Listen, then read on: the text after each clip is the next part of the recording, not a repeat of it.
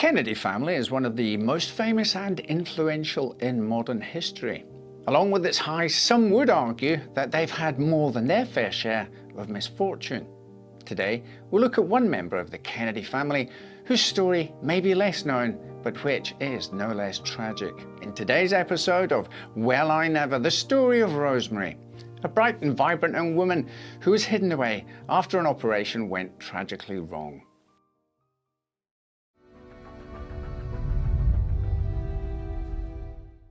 Born on September 13, 1918, Rosemary, or Rosemary as she would become known, was the third child of the prominent American businessman and politician Joseph P. Kennedy and his wife Rose Elizabeth Fitzgerald. Unfortunately, Rosemary's birth coincided with the height of the Spanish flu epidemic, a devastating event that would ultimately kill between 20 and 50 million people worldwide. At the time, the Kennedys were residing in the city of Brookline in Massachusetts, which was experiencing a surge in patients diagnosed with the deadly influenza. Because of this, Rose's doctor was unavailable when she initially went into labour, which resulted in her attempting to delay the birth of her first daughter. She had received this advice from the presiding nurse, and it was a course of action that would have tragic consequences. According to the book The House of Kennedy, quote, "The nurse orders Rose to squeeze her legs tightly together to delay the birth and goes so far as to push the baby's partially exposed head back into the birth canal for 2 excruciating hours, depriving the baby's fragile system of oxygen until Dr. Good arrives. When the doctor finally arrives, he delivers a baby girl and pronounces her healthy." The Kennedys initially believed Dr. Good's announcement, but as little Rosemary grew, signs that she was different became harder to ignore. She was reportedly slower to crawl, slower to walk, and slower to speak than her 2 older brothers, Joe Jr. and John.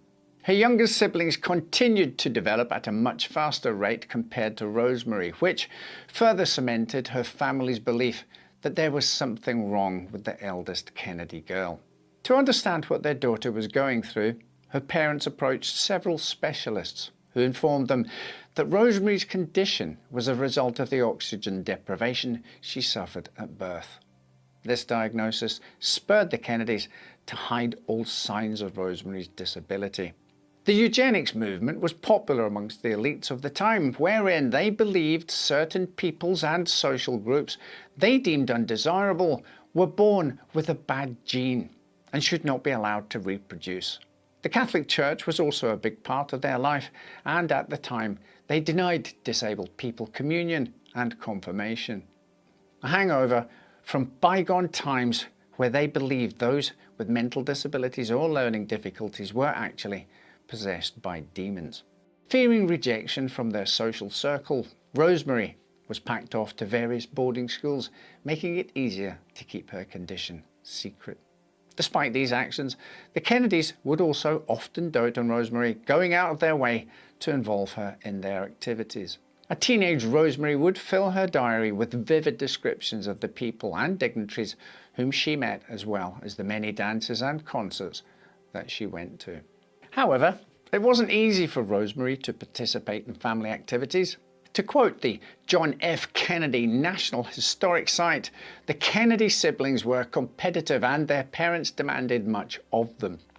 This sort of lifestyle provided many challenges for Rosemary, who grew frustrated that she could not live up to the accomplishments of her siblings. The others tried to include her, but with careful supervision. These feelings of frustration were made even worse by her parents, who staunchly believed that their daughter's disability would be cured if she was held to the same standard as the rest of her siblings. They combined this thinking with specialized education and several experimental treatments. All these efforts amounted to nothing, and Rosemary's intellectual abilities never passed a 5th grade level. In 1938, Joe Kennedy Sr. was given the coveted role of United States Ambassador to the United Kingdom. The entire family relocated to London, where they soon found their social calendars to be chock full of parties, events, and meetings. Despite this busy schedule, 19-year-old Rosemary thrived in England. Her parents enrolled her in a convent school that followed a Montessori program, which she enjoyed immensely. Not only did it accommodate her disability, but it also provided her with comfort and stability, both of which her previous boarding schools had lacked. Her beauty and charm also attracted the British press, and in May 1938 she, along with her younger sister Kathleen, were presented to King George VI and Queen Elizabeth at Buckingham Palace. The newspapers had a field day, plastering photos of the smiling Kennedy girls on their front pages. Rosemary, in particular, was deemed exquisite in her white dress with tulle and silver embroidery. Unfortunately, the Kennedys' time in London would be cut short when war was declared with Germany in September 1939. The entire family, except for Rosemary and her father, fled back to the safety of the United States. She, on the other hand, was sent to Belmont House, a Montessori school which offered her a respite from the mounting pressure that she was facing from the British press. Rosemary was said to have found true happiness at Belmont House, but this period of bliss wouldn't last for long. In November 1940, Joe Sr. was forced to resign from his job as ambassador after his known Nazi sympathies, combined with his public claims that Britain would lose the war, made him more trouble than he was worth. Because of this, he was recalled back to the United States, where he and Rosemary joined the rest of their family. But life back in America proved to be disastrous for Rosemary, who found herself ripped away from the incredible support system that she had become used to at Belmont House. Thrust back into the competitive world of the Kennedys, she reportedly regressed, lashing out at everyone around her, experiencing seizures and violent temper tantrums. More than that, though, she would frequently break out of the convent school where she was enrolled at to roam the streets of Washington, D.C. by herself. Her parents found this particularly concerning due to the 1932 Lindbergh tragedy. The kidnapping of Charles and Anne Lindbergh's son had caused many wealthy American families to feel afraid that their own children would be abducted too, and the Kennedys weren't exempt from this paranoia. Worried about Rosemary's safety and the possibility of her disorder becoming public knowledge, Joe Sr. arranged for her to undergo a prefrontal lobotomy, which was a recently developed surgical operation that promised to revolutionize the way people with mental disabilities were treated. The controversial operation involved severing connections in the brain's prefrontal cortex, either by drilling into the skull and using a sharp tool, or cutting out the middleman and entering the skull via the nose or eye socket. Despite the healthcare industry's misgivings about the procedure, Joe Sr. gave doctors the green light to perform the surgery on his eldest daughter. He also chose not to consult his wife or anyone else in the family beforehand. To this day, some continue to allege that Rosemary herself wasn't told about the controversial procedure she would be undergoing either. Strapped to an operating table and with her head shaved, Rosemary was awake for the entire surgery. During the procedure, she was asked to sing songs and recite prayers as the doctors probed around inside her head. They stopped the minute Rosemary went quiet, immediately knowing something had gone drastically wrong.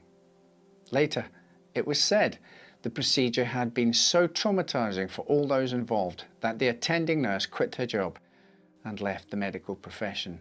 The lobotomy transformed 23-year-old Rosemary Kennedy from a vibrant and beautiful girl with a manageable behavioral problem into one with the mental state of a 2-year-old, unable to walk or speak.